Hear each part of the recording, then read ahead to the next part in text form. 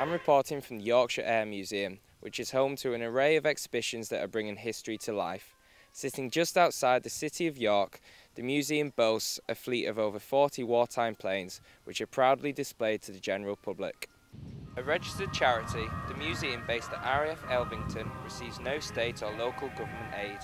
Serving as a living memorial to all Allied Air Forces, the Air Museum's mission is to continue to tell the story of Yorkshire's rich aviation history. Our role is to educate the public in the history of RAF Bomb Command and its Yorkshire connections, obviously, but also on a much broader scale because of our aircraft collection.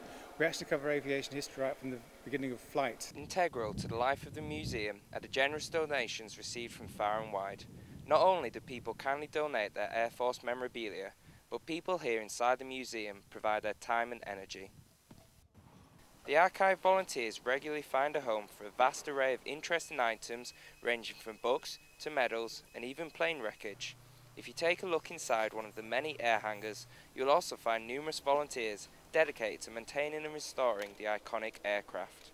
We do harness the enthusiasm of around about 140 volunteers who operate in all sorts of areas, from aircraft engineering, maintenance on the gardens, that sort of thing, and an important area is the archival work in the collections department. And what we do here is receive gifts from people. For example, they want to donate something relevant to the Second World War, perhaps something their grandfather did or grandmother did. You name it, we receive it. I've come back to my first passion, which is aircraft. It's working with a great crowd of people that are all like-minded with aircraft and invariably have the same background as me, as having been in the military for some years. It's difficult sometimes when you've got volunteers on how you kind of all interact with each other.